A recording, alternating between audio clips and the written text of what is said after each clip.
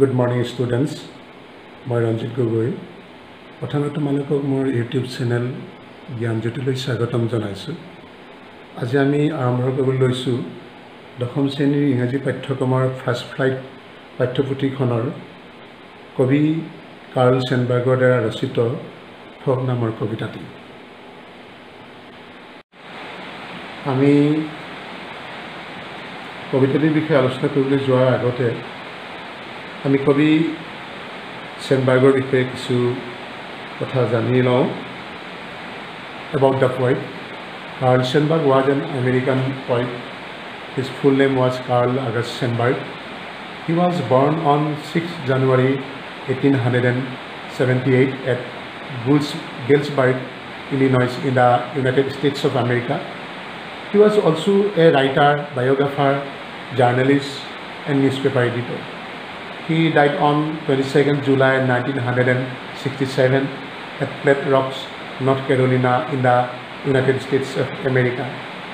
He won 3 Pulitzer Prizes, 2 for his poetry and 1 for his biography of Abraham Lincoln.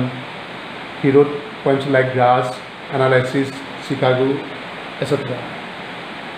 Carl Sandburg এজন American কবি আছিল।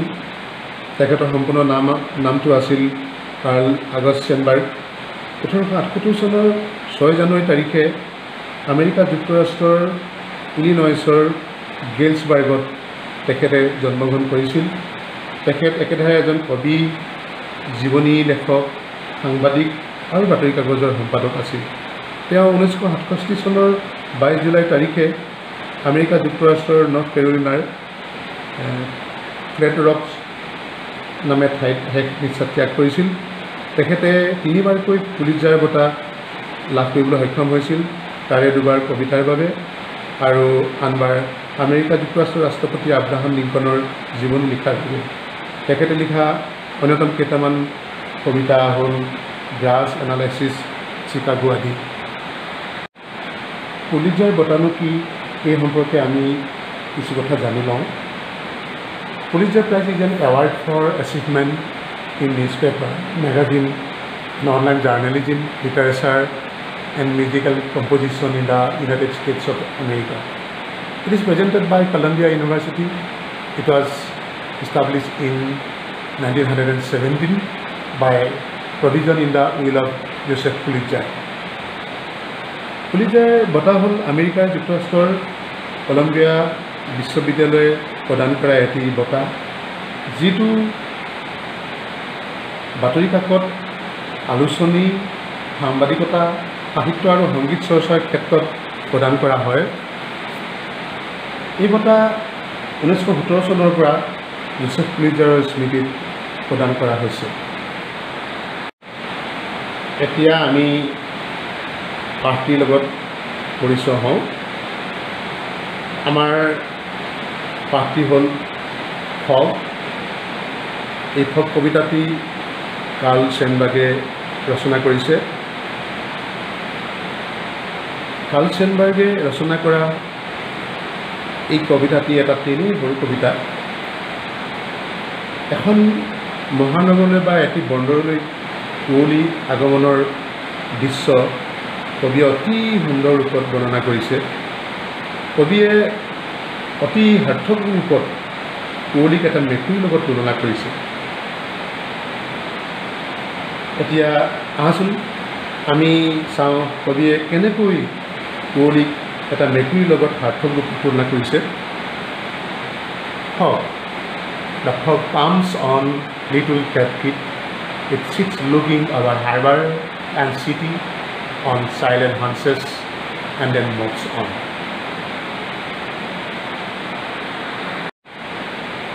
তোমালোকৰ সুবিধাৰ্থে কবিতাটো আমি এবাৰ অসমীয়াতে চাই লোৱা আছোঁ।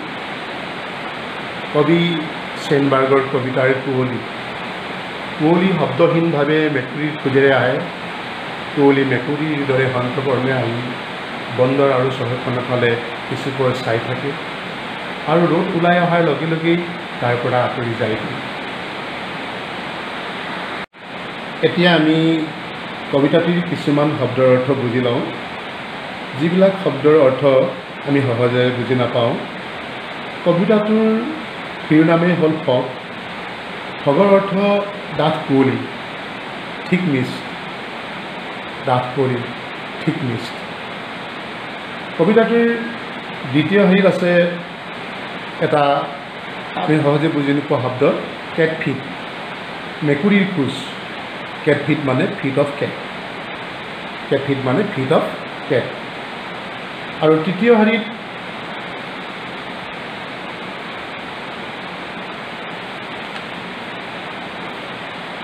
তৃতীয় হেৰি নহয় চতুৰ্থ হেৰিত আছে চতুৰ্থ হেৰিত আছে হাৰ্বাৰ হাৰ্বাৰ মানে পোৰ্ট বন্দৰ পোৰ্ট বা ডক আৰু পঞ্চম হেৰিত এটা শব্দ আছে চাইলেণ্ট চাইলেণ্ট মানে কাম শান্ত নীৰৱ এইটো নীৰৱতা একেবাৰে শেষৰ শাৰী অৰ্থাৎ ষষ্ঠ হেৰিত আছে অন হানচেছ চিটিং উইথ নিজ বেণ্ড আঁঠু ভাঁজ কৰি বহা এতিয়া আমি কবিতাটিৰ সাৰাংশটো আলোচনা কৰোঁ অৰ্থাৎ summary of the point summary of the poem, the poet says that the fog, which is generally seen during the winter season, is coming towards the city and the harbour, just like a cat. This means that it is approaching the city in a very silent manner, so that no one can notice its arrival. He has compared its arrival to that of a cat, because a cat always enters a place silently. Next he says that the fog has covered the whole of the city and harbour, and it appears as if it is sitting by holding its leg and looking around just the way a cat does when it sits on the haunches and looks around. At the end he describes the departure of the fog, which very silently and unpredictably, again similar to the departure of a cat, vanishes. কবিয়ে কৈছে আমি সকলোৱে জানো যে কুঁৱলী সাধাৰণতে শীতকালত নামি আহে কবিতাটিত কবিয়ে কৈছে এখন মহানগৰ বা এটি বন্দৰলৈ কুঁৱলী এটা মেকুৰীৰ দৰে সন্তৰ্পণে নামি আহে এটা মেকুৰীয়ে যেনেকৈ সদায় আমাৰ ঘৰত মনে মনে গোপনে প্ৰৱেশ কৰে ঠিক তেনেকৈ কুঁৱলীয়ে সন্তৰ্পণে মেকুৰীৰ দৰে এখন মহানগৰত বা এটি বন্দৰলৈ নামি আহে কবিয়ে আকৌ কৈছে যেতিয়া কুঁৱলীয়ে গোটেই মহানগৰখনক বা বন্দৰটিক আৱৰে এনে লাগে যেন মেকুৰীয়ে সন্তৰ্পণে মনে মনে নিজৰ ভৰিত ভাঁজ দি বহে আৰু ইফালে সিফালে ইটো সিটো বস্তুবোৰ চাই থাকে অৱশেষত ৰ'দ ওলাই অহাৰ লগে লগে কুঁৱলী নাইকিয়া হয় যিদৰে কোনেও অনুমান নোপোৱাকৈ ঘৰৰ পৰা মেকুৰী অন্তৰ্ধান হয় এতিয়া আমি কবিতাটো ব্যাখ্যা কৰিবলৈ চেষ্টা কৰোঁ অৰ্থাৎ আমি কবিতাটো এক্সপ্লেইন কৰিবলৈ চেষ্টা কৰিম explanation of the poem. The poet is describing fog. Fog is a thick cloud of tiny water droplets present in the atmosphere. It is generally seen during the winter season. Here the poet describes the advancement of fog towards the city and the harbour. He says the fog comes like a cat comes on its little feet. This means the fog advances towards the city very slowly and calmly, just like a cat. One never knows how and when the fog will enter the city. Therefore, fog is compared to the cat which enters our home in an unpredictable manner. Next he says that the fog sits over the whole of the city as a cat sits silently by folding her legs behind itself and looks around the nearby places and things. Similarly, it seems that fog silently covers the whole of the city and the harbour and is sitting over them looking around like a cat. After a while, the fog leaves the city and moves on. The poet says so because it is a natural phenomenon that fox does not stay at a place for long and leaves the place after a few hours. So here also the poet says that just like a cat, the fox leaves the place very silently without being noticed by anyone. The poet is describing fox. কবিয়ে কুঁৱলীৰে বৰ্ণনা কৰিছে। কুঁৱলী হ'ল বায়ুমণ্ডলত উপঙি থকা সৰু সৰু পানীৰ কণিকাৰে গঠিত ডাঠ ডাৱৰ। Fog is a thick cloud of tiny water droplets present in the atmosphere. ই সাধাৰণতে শীতকালত নামি আহে। ইয়াত কবিয়ে এটি বন্দৰলৈ বা এখন মহানগৰলৈ কুঁৱলীৰ আগমনৰ কথা সুন্দৰকৈ বৰ্ণনা কৰিছে। It is generally seen during the winter season. ই সাধাৰণতে শীতকালত নামি আহে। Here the poet describes the advancement of fog towards the city and the harbor. ইয়াত কবিয়ে এটি বন্দৰলৈ বা এখন মহানগৰলৈ কুঁৱলীৰ আগমনৰ কথা সুন্দৰকৈ বৰ্ণনা কৰিছে। তেওঁ কৈছে কুঁৱলীয়ে মেকুৰীৰ খোজেৰে অন্তঃকৰণে নামি আহে। কোনেও নাজানে কুঁৱলী কেতিয়া আৰু কেনেকৈ মহানগৰখনলৈ বা বন্দৰটিলৈ নামি আহে। সেইবাবে কবিয়ে অতি সুন্দৰকৈ সাৰ্থক ৰূপত এটা মেকুৰীৰ লগত তুলনা কৰিছে। যিদৰে মেকুৰীয়ে কোনেও গম নোপোৱাকৈ মনে মনে আমাৰ ঘৰত প্ৰৱেশ কৰে। কবিয়ে আকৌ কৈছে কুঁৱলীয়ে যেতিয়া মহানগৰখনক বা বন্দৰটিক আৱৰি পেলায়, এনে লাগে যেন মেকুৰীয়ে নিজৰ ভৰিত ভাঁজ দি বহি ইফালে সিফালে ইটো সিটো বস্তুবোৰ চাই থাকে। কিছু সময়ৰ পাছত ৰ'দ ওলাই অহাৰ লগে লগেই কুঁৱলী আঁতৰি যায়গৈ। কবিয়ে এই কাৰণেই কৈছে যে ই এটা প্ৰাকৃতিক পৰিঘটনা। ই দীৰ্ঘ সময় ধৰি একে ঠাইতে নাথাকে। ৰ'দ ওলাই অহাৰ লগে লগেই ই আঁতৰি যায়গৈ। ইয়াত কবিয়ে এইবাবেই কৈছে কুঁৱলীৰ দৰে মেকুৰীয়ে কোনেও উমান নোপোৱাকৈ ঘৰৰ পৰা আঁতৰি যায়গৈ। এতিয়া আমি কবিতাটোত কবি কাৰ্ল ছেনবাৰ্গে কেনেধৰণৰ সাহিত্যিক কৌশল প্ৰয়োগ কৰিছে আলোচনা কৰোঁ। কবি কাৰ্ল ছেনবাৰ্গে ব্যৱহাৰ কৰা এটা সাহিত্যিক কৌশল হ'ল ৰূপকৰ প্ৰয়োগ। ৰূপক হ'ল মেটাফৰ।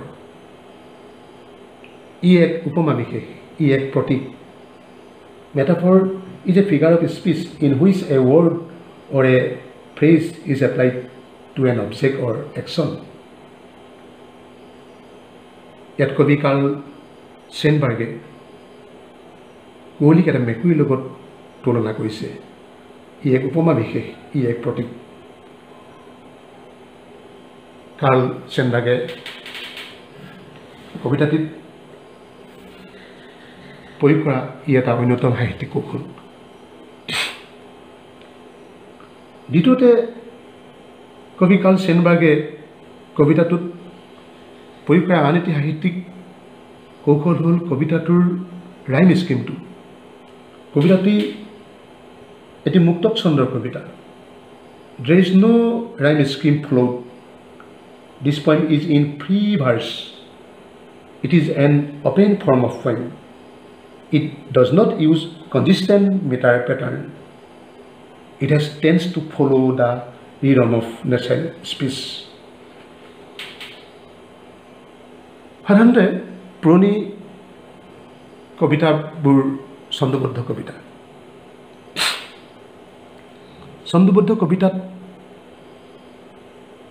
কবিতাটো কিছুমান স্তৱকত ভাগ ভাগ কৰা থাকে। এটা স্তৱকৰ ধৰি লোৱা এটা স্তৱক নিচিনো তোমাক ক'ত আছা প্ৰভু আমি এটি সৰু ল'ৰা চিঞৰি চিঞৰি মাতিলোঁ তোমাক জানো কৰবাৰ পৰা। এই স্তৱকটিত আমি এটি সৰু ল'ৰা স্তৱকটোৰ দ্বিতীয় লাইনৰ শেষৰ শব্দটোৰ চতুৰ্থ লাইনৰ শেষৰ শব্দটোৰ লগত ধ্বনিগত মিল আছে।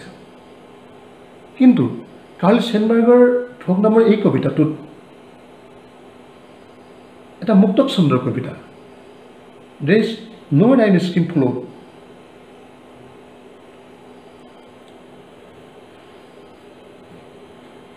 কবিতাটিত প্ৰয়োগ হোৱা আন এটি কৌশল হ'ল এনজামমেণ্ট। এনজামমেণ্ট ইয়াৰ অৰ্থ হ'ল when a sentence continues to next line। কেইবাটাও শাৰীৰ কবিতাৰ কেইবাটাও শাৰীৰ শব্দপুঞ্জই এটা বাক্য গঠন কৰে। আমি ফক নামৰ কবিতাটোতে চাওঁ, কবিতাটোৰ ৩ নম্বৰ লাইনৰ পৰা শেষৰ অৰ্থাৎ ৬ নম্বৰ লাইনলৈকে এটাই মাত্ৰ বাক্য। আধুনিক কবিতাত কবিসকলে এনেধৰণৰ কৌশল প্ৰয়োগ কৰা দেখা যায়। চতুৰ্থতে কবিতাটোত কবিয়ে আন এটা সাহিত্যিক কৌশল প্ৰয়োগ কৰিছে। এই কৌশলটি হ'ল পাৰ্চনিফিকেশ্যন। পাৰ্চনিফিকেশ্যনৰ অৰ্থ হ'ল ব্যক্তিত্ব আৰোপ কৰা। কবিতাটোত কবিয়ে কুঁৱলীক ব্যক্তিত্ব প্ৰদান কৰিছে। কুঁৱলীক জীৱ অৰ্থাৎ মানুহৰ লগত তুলনা কৰিছে।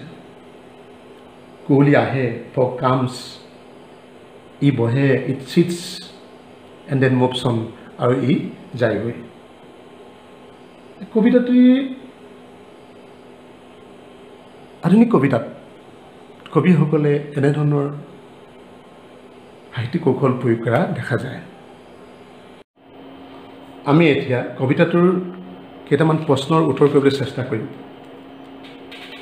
প্ৰশ্ন কেইটা এনেধৰণৰ। প্ৰথমটো প্ৰশ্ন হ'ল, what does Sandburg think the fog is like? কবি চেনবাৰ্গে কুঁৱলী কিহৰ দৰে বুলি ভাবিছে? Sandburg thinks the fog is like a cat that comes suddenly so that no one can sense its arrival। কবিয়ে ভাবে কুঁৱলী এটা মেকুৰীৰ দৰে যিয়ে মনে মনে আহে যাতে তাৰ আগমনৰ কথা কোনেও গমেই নাপায়। Question number 2, how does the fog come? কুঁৱলী কেনেকৈ নামি আহে? As per the point the fog comes very suddenly like a cat.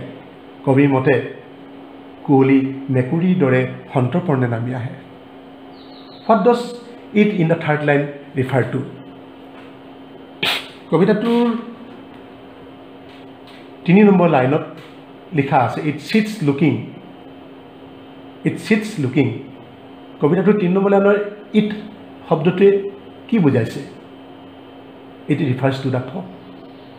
It শব্দটোৱে কুঁৱলীকে বুজাইছে। Does the poet actually say, question number 4, does the poet actually say that the fog is like a cat? কবি সঁচাকৈয়ে কৈছে নেকি যে কুঁৱলী এটা মেকুৰীৰ দৰে? Find 3 things that tell us that the fog is like a cat। যে কুঁৱলী যে মেকুৰীৰ দৰে তাক বুলি কৈছে, কুঁৱলী যে মেকুৰীৰ দৰে বুলি আমাক কৈছে, সেই সম্পৰ্কত তুমি 3টা স্থিতি উল্লেখ কৰা।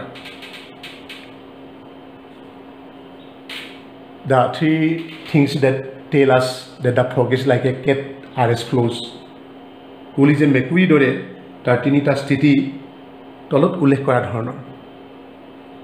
Number 1, the fog comes on its little cat feet। This means that the fog enters silently just like a cat। কুঁৱলী মেকুৰীৰ খোজেৰে নামি আহে, ই ইয়াকে বুজাইছে যে কুঁৱলী মেকুৰীৰ দৰে সন্তৰ্পণে নামি আহে। Number 2, it sits looking over harbor and city। The fog is compared to cat, as cats also like to sit and look here and there, and fog is also looking while it sits over the city।